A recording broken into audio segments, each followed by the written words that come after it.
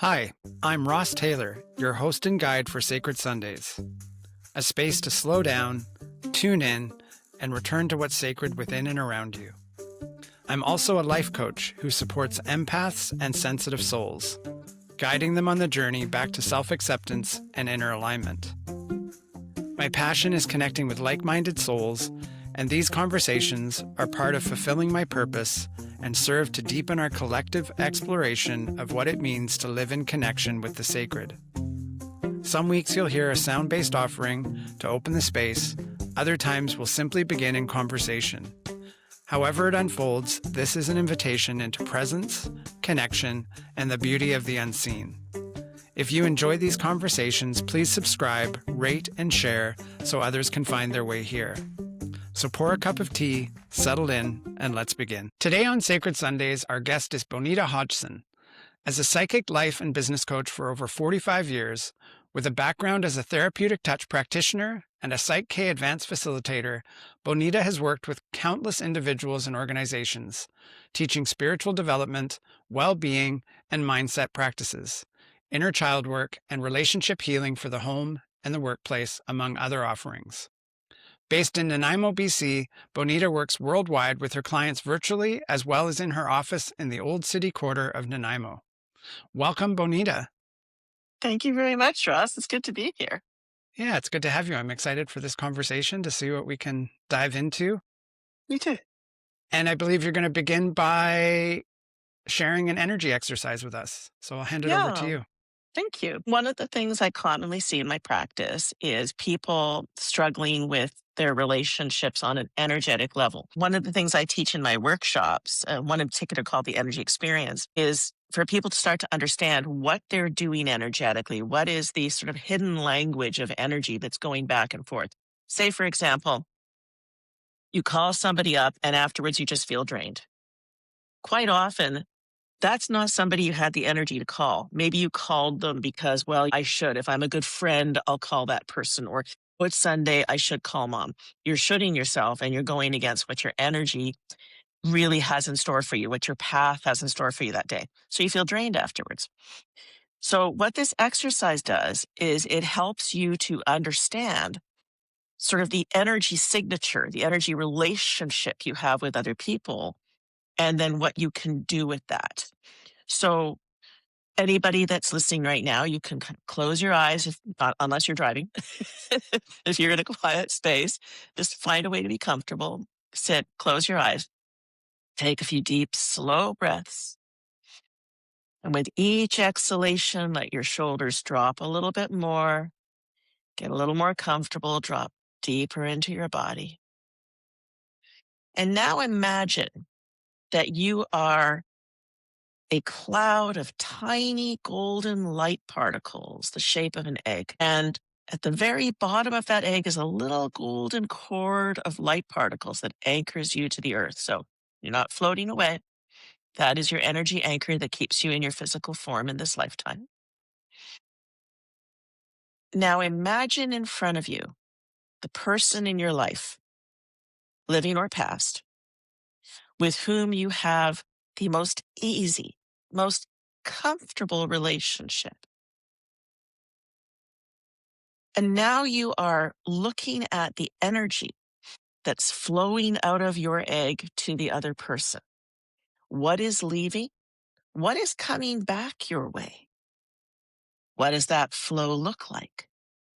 How does it feel physically and emotionally?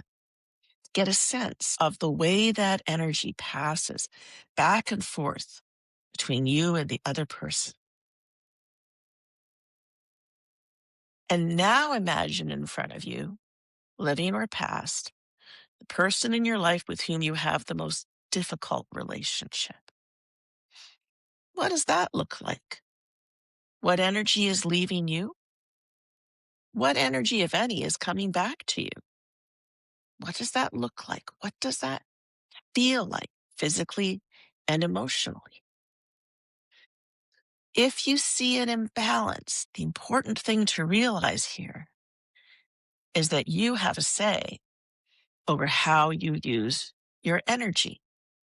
And what that means is that it's okay for you to take that energy that you've been giving out and pull it back into your egg and reclaim it for yourself. And know that after this exercise, whenever you encounter that person, should you choose to, you still have a say. And one of the things you can learn is how to say no. And if you struggle with that, that's what I'm here for. I can help you with that. Now, if you feel done, you can open your eyes, come out of the exercise, knowing that you have this ability to use in your life to reclaim your energy because you are supposed to be a good banker. You don't give energy, you don't invest where nothing comes back. That is the cycle of abundance that energy leaves, energy returns, and it's balanced. This is a way to find out if the relationships are balanced or not. Now, that being said, when I was given this exercise many, many years ago, way before I met my wonderful husband, I was dating somebody and I tried this exercise and I learned something very interesting. I was giving tons of energy to this person and they were giving me just little snippets of energy. And it was all lower chakra. There was no heart energy coming from them, even though they were saying the right words. And it made me realize, wow, this person's giving very little energy disguised as heart energy to get a lot of mine, and it's not balanced. And that was the beginning of the end of that relationship when I saw the energy signature. I love that, Bonita. Thanks so much for sharing this exercise because it certainly stirred a lot of thoughts within myself around my own relationships. And I'm sure that for the listeners, they're having that same experience. Cute. And you can use it with different things. You can use it with money. You can use it with situations. Say you're in a workplace. What does that energy signature look like with that work environment? Hmm. One of the things that came to mind was my relationship with my dad was actually pretty good. But one of the things that I would notice was when I would go to his house, my energy would just drop. Like it was like this heavy cloud that I walked into. I would start yawning. There was nothing Mm. to create from energetically. So it was very much a reflection of where he was at and how lonely he was and all those things. And to step into that was always so hard because I was his primary caregiver. And yawning is the body's way of releasing tension. So you might have been experiencing tension around the situation, even if it's what, like, I don't want that to be my future, or I Hmm. don't know how to hold space for this. Uh, it's a hard thing when people are at a point in their life where they're needing energy. Hmm. And quite honestly, we're a society of vampires, Mm. not intentionally, but you'll have a hard time in a situation. What do? We pick up the phone and complain to somebody, and we borrow their energy. One of the hardest things to do is to learn, how do I find within myself the energy I just lost to that situation so I don't take it from somebody else? And you're speaking to something that is so, I think this comes up time and time again. It's that outer orientation. We're so focused outwards and we've been trained to focus outwards because we believe that that's where we get our needs met. And yet truly we can access all that we need inside, which is, it's quite the switch to realize that. And so part of the dynamic that you're addressing with this exercise is that we have a right to conserve our energy and use it wisely and to expect that we can have it returned as well in relationships instead of just giving it out. And you make a really good point, because I think that the biggest thing is our conditioning. And a lot of us have been conditioned to be people's emotional caretakers, take care of everybody but ourselves. Sure. And it's not even just a right. It's, how do I put this? When your contract with other people is to keep everything copacetic, Mm. keep everybody happy and calm, it's a lot like doing a beer run for an alcoholic. You're helping them stay asleep.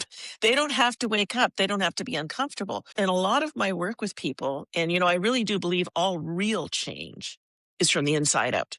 You Sure. work on the internal patterns. And in the 45 years I've been doing this, I've actually developed techniques for accessing the parts of your psyche still trapped in early childhood and parenting them to become conscious, integrated, and become part of the whole self. So when you make those internal shifts, it's a law of nature that the external shifts to match.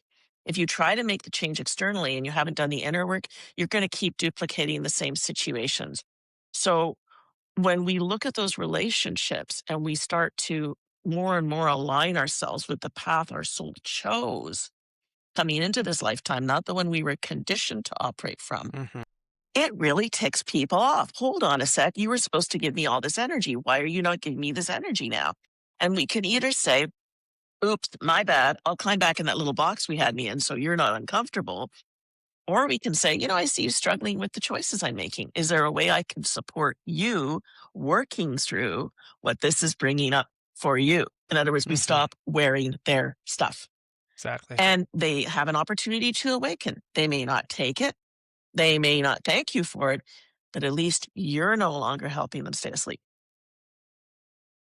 And it's a bold act to take that stand for yourself, because I think what most of us who are sensitive to our environments and our relationships, we don't want to feel what comes next, because what comes next is the emotional wave of reality playing out, right? It's Yeah, like when the I set a fallout. bound, yeah, exactly, the fallout.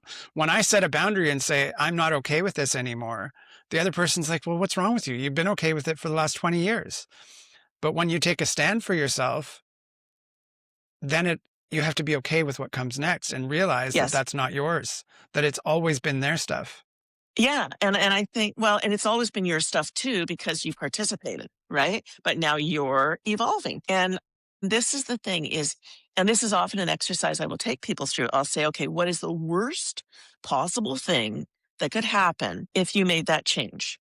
When we make that change, when we say to somebody, I'm doing this differently and they get all upset, if we know I can handle the fallout, what the worst thing that they can possibly do in reaction, I can move through that. We no longer need to be afraid of that fallout.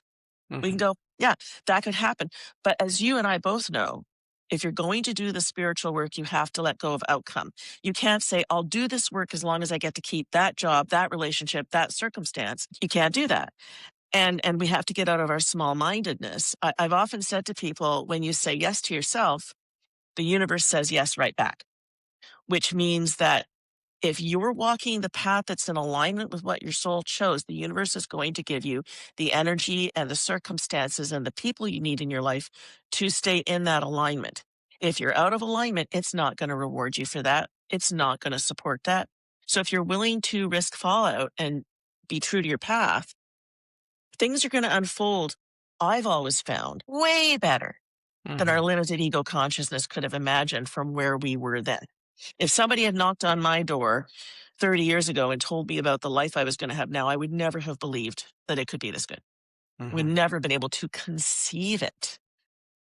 Right. And I often say, there's a lot of people who won't do this work. There's a lot of people leading lives of quiet desperation because the ego goes, this is prison, but at least I know this prison, because the freedom, the beauty, the amazing life you could have is on the other side of your comfort zone.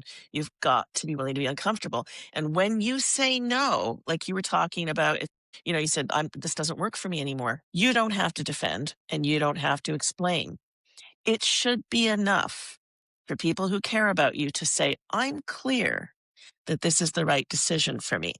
Hmm. And if their reaction is to belittle or to manipulate to try to make you feel bad about your decision, you now have some very clear answers about the dynamic of that relationship. And now you get to explore whether you want to continue in it. And Hmm. that's why a lot of people don't do this work, because they're going to have to make the difficult decisions sometimes of Sure. ending situations and relationships that are not conducive to their well being. Hmm. And yet, when I think about the nervous system and I think about two dysregulated nervous systems trying to figure this stuff out, there's a lot going on, because that person is just reacting to the boundary that you just set, but they're really just playing out their own pain. And so it's an interesting dance, right? Because depending on the nature of the connection, we might be able to work through that. But with some Yeah. people, we wouldn't be able to work through it because that dysregulation is what's driving the bus. And yet we're all navigating that experience. The one person who's able to set that boundary is saying, my nervous system will no longer tolerate this interaction or the energy that is going on. And that can be a reflection for the other person to do the same, or it can be a reflection for them to stay the same. Yeah. If you've chosen to wake up, it's not respectful, really, to expect the other person to join you. They Exactly. didn't make that choice. So we do want to, where we can, where there's an opening, hold space for that person to make some adjustments and continue to walk in parallel with our journey. In reality, though, there are times where some people and situations will drop away, but since nature abhors a vacuum, new people and situations will come in that are a reflection of the person you're becoming. And Hmm. sometimes we will try to hang on to people because, well, they've always been in my life. They've always been part of me. And one of the hardest things is the letting go. I'll see this a lot when I'm working with people who say, well, I'm so worried about my children. How old are your children? Well, they're 30 and 35. And I'll actually say one of the things we have to do as parents at some point is grieve the loss of parenthood, actually grieve the loss of the role. Otherwise, we keep trying to play it out with these adults who don't need us to do that anymore. And when we do it, when we finally grieve it, it frees up our energy to walk the path that's now available to us and meant to be walked now that the kids are grown and gone. Right? That's a big one. I feel blessed that I was able to figure that out quite early. My youngest was always such a great teacher for that. Like, I just realized at some point, well, these are not my children's lives. Like, I'm not meant to live their lives for them. They're Exactly. like, literally, they've jumped out of the nest. Like, I've done my work, I've done my job, and we'll still maintain connection, but I'm not responsible. It was so like, that was such a liberating realization. It felt There's radical such even. wisdom in that because you have to let them fall on their faces. Hmm. They'll let you know if they want your advice. So if, mine were to say, well, I'm struggling with this or that, my reaction is, may I offer a perspective? Because if Hmm. they don't say yes, there's no opening for you to insert your point of view. In other words, you're pushing your point of view into something that's not there, and they're going to put up a wall to that. Sure. We didn't really get a handbook as parents. At least I didn't. We're just doing what we think is right. And often we're just doing the opposite of what our experience was. So it's like, I know I don't want to be like what I received. So I'm going to go to the other side. But then we're missing everything in between. So we're all just trying to do our best and fumbling through it, really. Yeah, I kind of had the attitude that I was going to try and do better than my parents did, and I hope my kids would do better than I did Sure. and than their father Sure. did. That there's an evolution out of the dysfunction that we grew up in, Hmm. you know? Yeah. So when you think about what shows up in your practice, what's the part of your work that you love doing the most? Oh, I'd have to say helping people fall back in love with themselves. Hmm. For me to help people to see their own power, their own courage, it takes courage to sit with somebody who's going to help you take a deep look at yourself. And then it takes even more courage to act on what you're given, to act on what comes out of the session. So I have a deep respect for the people who work with me and to see somebody who comes in maybe even in despair. And I have a background as a crisis worker. So I've Okay. seen people at all levels of crisis. I'm crisis worker, suicide interventionist. I work with people at the very depths of their despair. To have the opportunity to help a person flip their perspective, look at what they're going through in a different way, look at the purpose behind it, find the light at the end of the tunnel. It is so humbling, really, to see people step into their power, their awareness. And people will often come to me and say, I'm lost. And I say, well, that's great. And I explain why that's great. Hmm. Because the ego wants to go from a known to a known, doesn't like the gray areas. But this is the problem. The ego, which is our conditioned mind, only knows how to look for patterns. It can't see anything new. It can only take you where you've already been before. So the purpose of, as we call it in Buddhism, falling into the void, that what seems like emptiness, and it's not emptiness, by the way, it's the fullness of pure potential, is that if you surrender, I don't know who I am. I don't know where I'm going. I don't know what's next. I surrender. Something new can emerge from that and take you on the path you came here to walk. So when people say I'm lost, I say that's a perfect place to be because from here, anything is possible. And then we start to explore those possibilities. And do you experience people really resisting the word surrender? I will often meet people in resistance and bless my mentor who worked with me for several decades because Mm. He had to deal with me going through some grinding resistance. Mhm. And, what I try to help people understand is we can work with the part of you that's in resistance to find out why it is. Is it Mhm. trying to protect you? Is the protection pattern based on something that happened as a kid that's no longer relevant? So we can work with that part to help it understand I'm in an adult body now, I have agency now, it's a different scenario. That same part can then become discernment. Mhm. Or is the resistance just a reaction? Because on the other side of resistance is usually some sort of transformation or awakening. And Mhm. because that the ego doesn't know what's there, it just knows there's a big change coming. It thinks it's going to die. It Mhm. puts up resistance as well, right? That's the whole ego, death, rebirth thing. Sure. So whenever I see resistance, I try to be very patient with it because God knows my mentor was very patient with me and just keep working through it. I had a client many, many years ago that every single thing I said to her in the session, she said, "Nope, you're wrong, you're wrong." And her husband was with her. Meanwhile, he's nodding his head and vigorously rolling his eyes. Now, I didn't say to her, "Your husband agrees with me." That would just be ego, right? I just said to her, "Well, this may make more sense to you later on. Here's how I look at it." She didn't get up and walk away. She sat through the whole thing. Some part of her was ready for that information, even if the rest of her wasn't. So even when there's resistance, there's a whole lot of other stuff that's listening in. And those seeds you've planted will awaken when that person's ready to do that work. And back to the falling in love with yourself again. It seems to me that on my journey and when I reflect on other people going through the journey, it's like it feels like sand falling through the hands of what does that actually look like? What does it mean to re-fall in love with yourself? How would you simplify that? How would you help someone understand what that practically means? And maybe That's it's an such a great incremental question. change. So here's how I look at it. And I hear this a lot. It's funny when we talk about surrender because people think it's letting go of control. We have the illusion of control. We don't have Right. control. We have intention. And once you place intention, the universe is going to put things together for you to fulfill that intention. It's also going to push you up against anything you need to shift on internally for that intention to come to fruition. So, what I'll often hear people say is, "How do I get rid of my anger or my shame or my grief or my fear?" And I say, why would you want to get rid of these things? These are all aspects of your subconscious that aren't conscious yet, that are part of the journey. And every part of you stuck in anger, fear, shame, grief also has some of your wisdom. So, Hmm. it's about awakening and integration. So when you start to, through the techniques I offer, actually meet these parts of your psyche trapped at, say, the age of 3, 5, what have you, teenager, and you start to actually interact with them. And, people think of inner child work like patting them on the head and telling them they're safe. That's not listening to them. That's not interacting with them.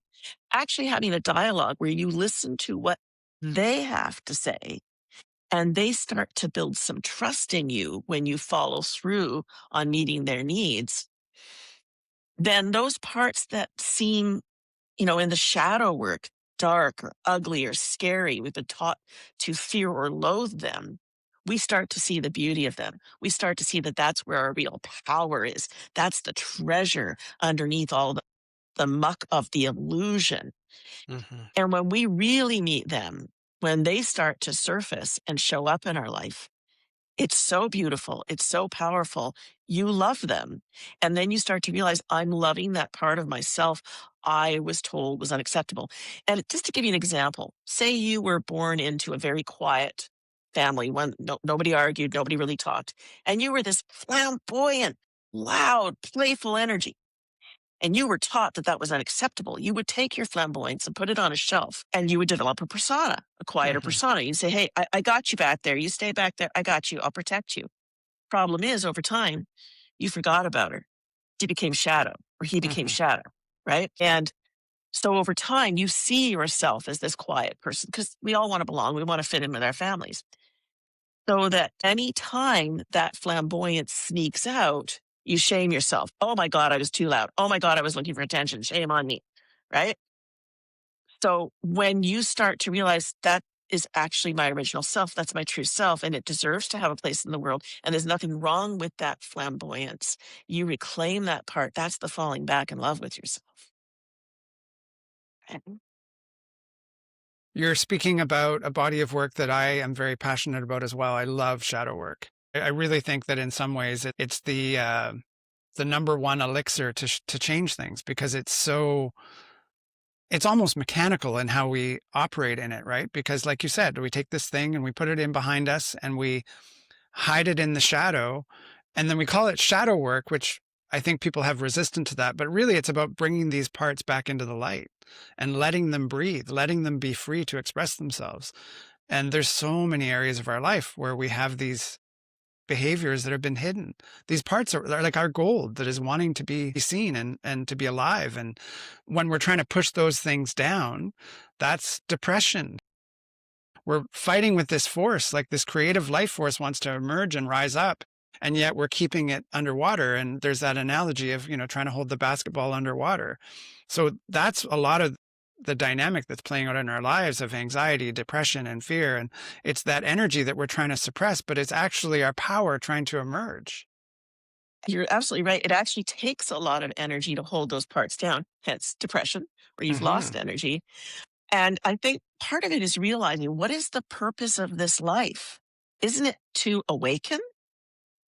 And how do we awaken if we're not embracing all aspects of our being? We are part of a unified field of energy that is everything and everyone.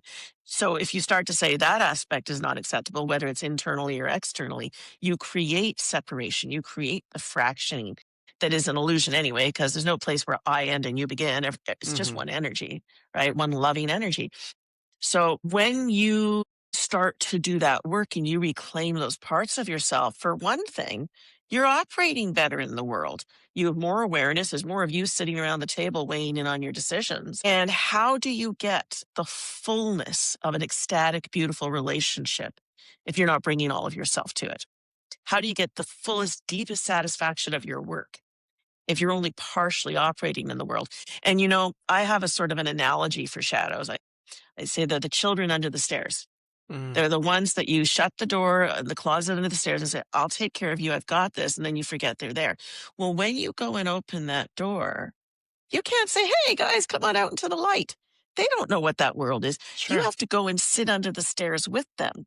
You have to join them in the shadows and befriend them where they're at, which means when they come up with all these feelings, here's the shame I've held for you for 40 years. Here's the anger.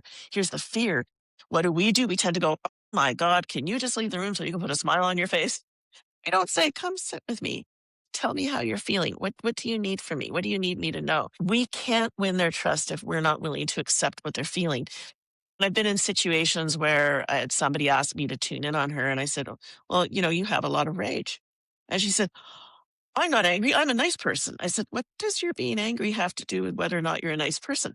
But we've been taught to put a value judgment on emotions. Hmm. So if you see anger as a negative, I see anger as the energy of action. It's saying there's something here you need to address, right? If you see it as a negative, you're going to suppress it. And that part never gets to become conscious. It just becomes this demon that sneaks out every now and then. And you whack it on the head with shame until it comes back up. And depression is often anger turned inward. Totally. One of the treatment centers I worked at, there was a module that I would have to teach, and it was called negative emotions. And I would Mm. always start by saying, wait a second, like we need to reframe this before we have this conversation, because I don't believe that emotions are negative.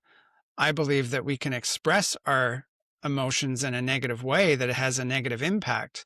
But our emotions are not inherently negative. They're all there to help us, and they're a part of us. And so if we don't allow anger, then we're just denying that emotion to be able to move, because I think those of us who know what conscious anger looks like, conscious anger can create tremendous change in the world. And yet we're not used to that. We're used to repressive anger or aggressive anger, which again, that can be expressed negatively, but it's not a bad thing inherently. And I think that's part of what you're saying. It's like we need to come back into right relationship with these emotions that aren't bad. They're just trying to move through us. One of the things I think of when I think of emotions is emotions are energy in motion. Hmm. And, when I'm teaching my workshop, one of the first questions I'll get is, how do I protect myself from negative energy? And I said, Energy's neutral. You know, it isn't good or bad, it's neutral. If somebody says or does something that triggers a core pattern in us and we have a negative reaction, that's something that was already in us before we met them, but we'll say, "Oh, that person's negative." No, you had a reaction to them from your core. So instead of going, "Can they stop doing that so I don't have to feel this?" You can see it as the universe placed a catalyst in front of you to trigger something in you. So you, yay, got to see it and now work with it. And Hmm. that's something when I'm working with couples, I'll often say is you can either try to get the other person not to trigger you, or you can say, they do this, I have this reaction. So, what is that inside of me that I can work on? Because we can only work on ourselves. And how can I support my partner when they're triggered? And when you're both doing that work, then the relationship becomes one of spiritual growth. Because frankly, we can do a lot of work on our own, but there's certain things we can only even learn about ourselves in concert with somebody else because we need the Absolutely. triggers. Yep. I started calling it the reflection instead of the projection, calling it the reflection because I think it's Mhm, easier to take responsibility for the reflection because that's what we're seeing. And so when you talk mhm. about that reaction, it's being reflected to us. It's That's a great way of looking at it too, because if you think of the universe as the quantum universe, mhm, and that everything around us is just a reflection of our own consciousness, then the next thing is to say, whatever this person is doing that is irritating the heck out of me, how is that my reflection? How is the universe putting up a mirror to a shadow part of me that I either can't see or don't want to see? So it mhm. had to externalize it. It Sure. changes everything when you go, how am I that? And people will go, well, you know, I'm no Hitler. And yet when Mother Teresa was asked about going in to do the work she did in Calcutta, you know, how could you go into the slums and do this? She said, I do this work because Hitler lives inside me. Mhm. She knew she was just as capable of using her notoriety in a negative way, so she brought that shadow up and out to do positive things in the world. She Sure. harnessed that power. Yeah. I remember it was probably 20 years ago when I first was working with the shadow and one of my teachers said, "Okay, you're working at Starbucks. Like, can you love every customer that comes before you?" And I was just like, "No, I can't." Right. And yet I would play that little game and be like, how can I love this person? How can I be more accepting? If I had a judgment, I would just flip it right away in my head and be like, oh, I'm that. And I mean, this is a lifelong journey of clearing out these layers and layers and layers. I think shadow work is Yes, just like we're buffing the car of our life, and there's another layer below it, and there's another layer below it. But it's such powerful work when you can take that responsibility and do something with it rather than trying to hold it down and suppress it. absolutely. I was born with past life recalls, so I can recall half a dozen past lives in which I was working on the patterns I'm working on now. Mm, So I know I've had lives where I had power and abused it. I've had lives where I've been abused by people in power. And this lifetime is about using my power to empower others. But I needed to experience both ends of the spectrum. So if we accept that the most heinous things we see, we've probably done in previous lives, mm-hmm, it humbles us and it gets us to look at, so what is this life for? What am I here to mm-hmm, do? What am I here to learn? And I think one of the things, you know, just harkening back to the concept of how we view emotion is how we talk to our children about emotion. I remember being pregnant with my fourth. My second born comes up to me one day. He's like 4 years old at the time. And he goes, Mom, I don't want you to have this baby. And I said, well, why not? He goes, I want it to be a normal baby. I said, well, what's that? I want it to be a girl. He had two brothers. He didn't want to share his toys with one more boy. But a 4 year old doesn't quite know how to word that. Now, when sure. I was a little girl, if I had said to my mother, I don't want you to have this baby, I would have been told, that's a terrible thing to say. Of course, you want me to have this baby. And a child who is shamed for expressing a feeling doesn't just stop expressing it. They try not to have the feeling because now it has a negative value attached to it. And that's where the shadow begins. Mm-hmm. Yeah, and we come by all this so honestly, right? Like even the way that we talk to ourselves, we didn't just create that, we experienced it. So we're just repeating the things that were said to us, like you just described. Like we're, oh, this must be the way, so I'm going to just continue that path. And it's not conscious. And this is where No. the consciousness comes in, right? Being willing to question an experience. I've loved to dance all my life. So I would go out dancing and I'd come home and then I'd have a part of me that would beat me up for it. It's like, Mm. oh, you're such a show off. What do you think you're doing? Because I grew up with a mother who said, oh, you're always looking for attention. Right. So I started going out dancing more. So I would bring up the shame pattern. Hmm. And so when she would come up, I would say to her, okay, so let's examine this. What actually happened tonight? Did anybody look upset? No, people came up and said, oh, you're a lovely dancer. Oh, it's really nice to see you. So what actually happened that you're here having this conversation with me? So over time, that pattern started to see, oh, there isn't anything negative happening. This is a different reality now.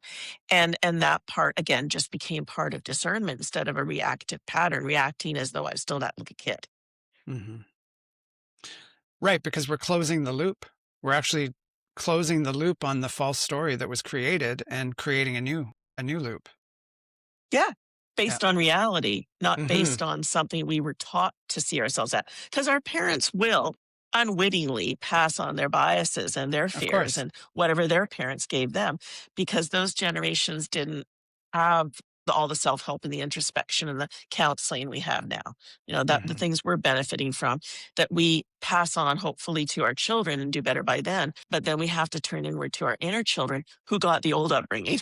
And that's exactly what we're doing. And that's evolution, right? Like we're evolving our humanity. We're evolving our connection to each other. And I mean, that's really the beautiful part of what's going on right now. I mean, there's a lot shifting and changing, and I think we need to lean on each other in a different way than perhaps we have. But it's kind of this interesting piece because we've been guided to be isolated, and yet we are wired for connection and we're wired to be in community. So it's always been fascinating to me, the fact that we live in buildings where we're in each other's energy field, where our auras are intermingling with the people who live above us, probably sleeping right under them in some cases. And yet we feel alone, right? Because we're living in this separate box. I remember when I lived in an apartment building, I was surprised people were less willing to connect and say hello. And we're just like doing what we can to survive. And yet we need each other. We need connection. We need community. And there's so many cultures that have that inherent and we don't. I think we've become a lot of times walking heads and we've become Mm, intolerant of our emotions. So if you make a connection with somebody and it jogs you out of your routine that tends to be up in your head, you might have an emotion and therefore feel vulnerable. And a lot of people avoid vulnerability. And I love what Brene Brown said in her TED talk, The Power of Vulnerability. We often think of vulnerability as being open to attack. And she says it's really about being open to connection. yeah. So, a lot of my work with people as I take them through these processes is to help them to feel all of their feelings with equanimity, which is a very Vipassana approach, not attaching to what feels good, not rejecting what's uncomfortable, but just being able to feel everything, because that's freedom. We stop suffering when we can just have all of our feelings. We no longer need to protect ourselves from people and situations that bring up our feelings. We're able to go, oh, okay, in this scenario, it's bringing this up for me that I now get to look at, which doesn't mean we don't need to exit situations that are destructive or abusive, but we now do it with awareness. It's not just a reactive reaction like, oh, I passed somebody in the hall, I might feel something shut down, right? Yeah. It's yesterday I was listening to an excerpt from a podcast, and it was a practicing monk 4 years into this experience of being in this monastery. He had this inner conflict come up and he literally jumped the wall. Like he jumped the wall and left the monastery because of what was coming up in him. And he realized exactly what you just said, which is that he needed to be with the pain. He needed to, instead of trying to get rid of it and instead of trying to have it leave, he needed to befriend it and he needed to love it and he needed to hold it. And that was what helped him to return and to actually move this energy that had been, in his words, haunting him all along, and he couldn't see it. And I think we're all Pain trying to do is, that. yeah. And the thing I think we miss in trying to be comfortable is pain is transformative. I live with a chronic condition. It's a rare one called sarcoidosis. And when I was diagnosed in 2021, and sarcoidosis will form growths in your body. And it's something people can live long lives with. It's just, it has to be managed, right? Mm-hmm. I had these growths in the lymph nodes around my heart. And I do a lot of work with people who are dealing with illness and pain to help them understand body as metaphor. What do all the stuff the doctors tell you to do, but learn also what the spiritual purpose of it is. I've done all this work internally for decades, but sometimes we need the body to express things for us. I had this wall around my heart. So I did a lot of work on that, and that work led to me meeting the love of my life. So I'm grateful for my condition because of what it taught me and what it continues to teach me. So, I'll work a lot with people on their mindset. We can either go, why me? Or this thing, this situation that's been visited upon me, what is it? What is the universe in its benevolence trying to teach me? If we don't go into victim mode, and it doesn't mean you won't have days where you go, well, this just sucks. We all can have the pity party occasionally, but just to be able to go, okay, what's the purpose of this? What is the teaching here? Mm-hmm.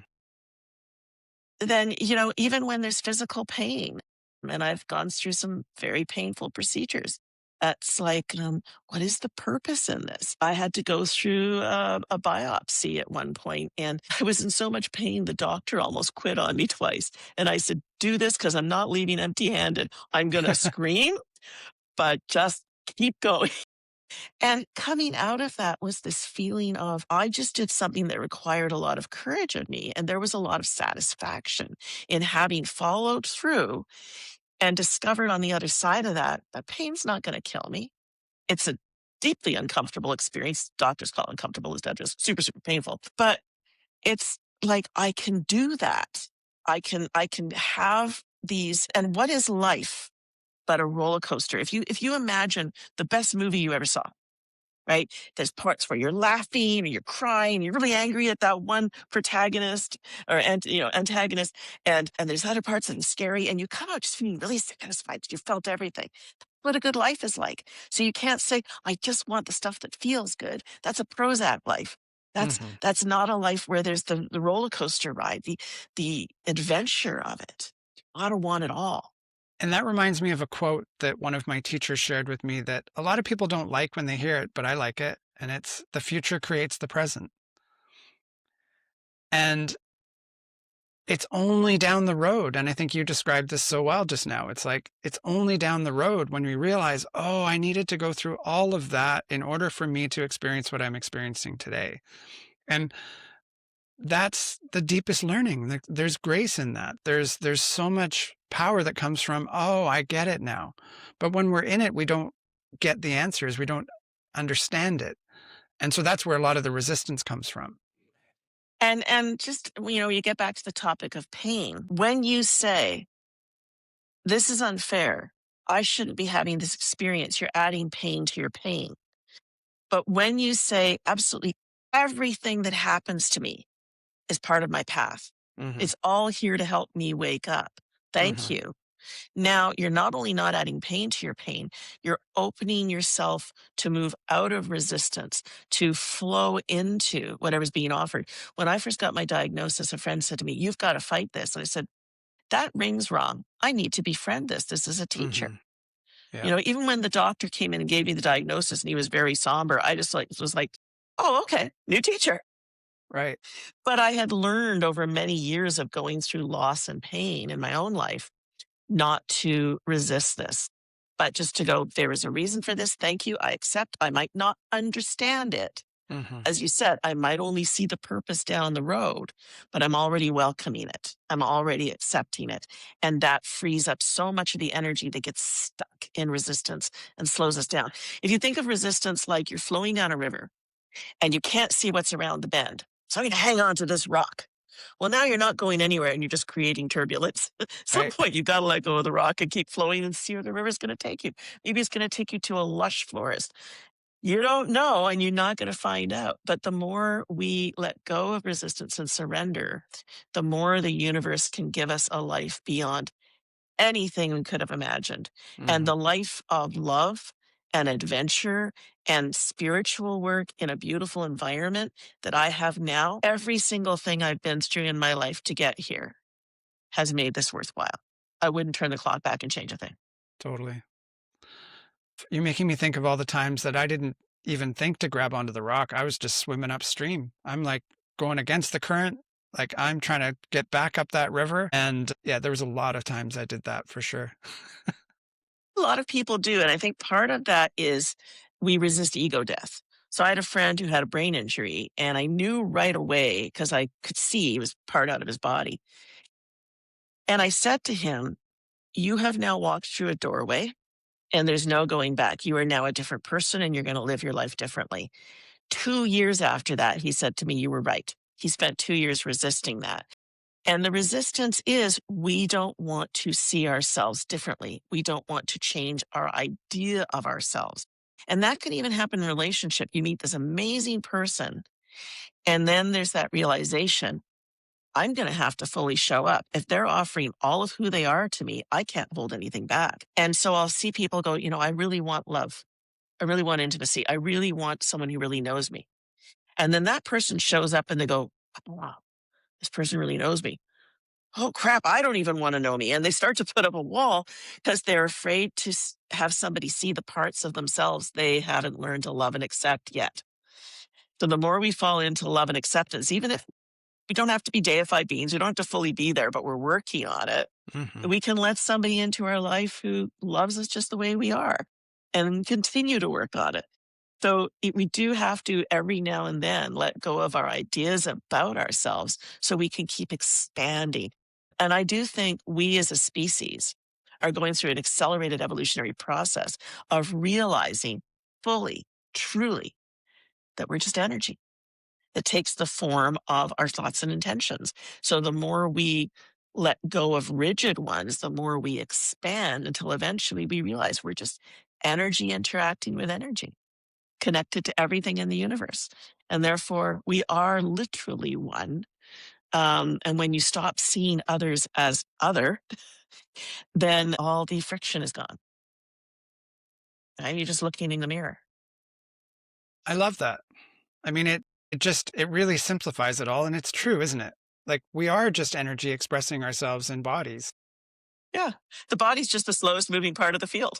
Right. And so it's all, I mean, I've used psilocybin as a teacher throughout the years and only in my adult life. And consistently through my early experiences, there was just this awareness of this cosmic joke that really it's just all kind of a joke. Like we make it all so serious. We're trying to make sense of it all. And yet at the core, it's like we're taking it all way too seriously. But yes, I Right? still remember I was fussing about something one day, and my mentor said to me, "Don't worry, Bonita, because eventually you're going to die." And it's the thing, right?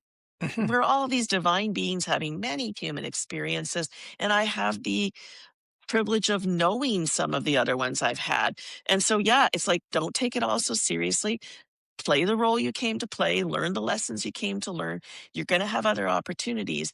Get as awakened as you can get in this life, if for no other reason that you don't want to come back with more karma. When I've talked to people who are suicidal, I say, if you leave your body and you're looking down at that vehicle that was supposed to be what you worked through these things with in life, you're going to feel really dumb knowing, well, now I still have the same issues.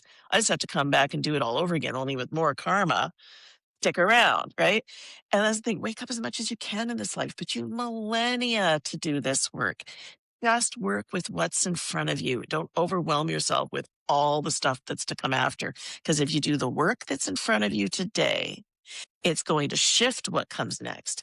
And even if it's hard right now, even if it's grinding, it's going to get easier because the more that you're willing to look at the chaos inside of you, the less chaos you have to encounter in the outer world. So this feels like a good place to hit pause. This has been great. Thank you so Yeah. much, Ross. This It's is such a pleasure.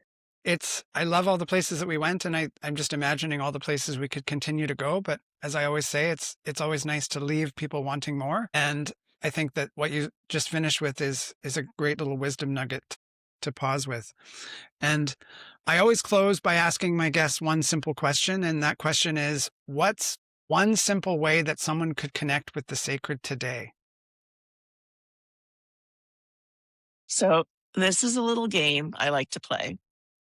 You close your eyes, and when you open them, you imagine that you are an alien who's dropped from outer space into your body and is seeing what is around you for the first time. Because then you're seeing the things that your mind has filtered out. You're seeing them in that moment as though you're seeing them for the first time. And notice if you're walking down the street, how long can you just stay in awareness before your mind starts making up stories about what you're seeing? Being completely present in awareness is sacred. Each moment of our lives is sacred, in which we are simply awareness, observing, without adding a story to what we see. I love that. Thank you. Thank you. So, Bonita, thank you so much for making the time to have this conversation today. I really appreciate all that you shared and the wisdom that you've shared through your life experiences and the way that you teach. And I trust that the listeners will benefit from this conversation. And I'll make sure that your website and everything is in the show notes and people will Thank you. have access to all of that. Thank you. This has been my pleasure. I've enjoyed our time together today, Ross. You're welcome. And thank you to your listeners. Thank you for joining us on Sacred Sundays. I hope something in today's offering spoke to your spirit, stirred something true, or simply gave you a moment to breathe. If this conversation resonated, please take a moment to subscribe, rate, or share the podcast. It truly helps this work reach the people who are meant to find it. And if you'd like to explore more of my work or connect with me directly, you can visit rosstayler.com, and that is Tayler with ER.com. Until next time, may your day be slow and sacred.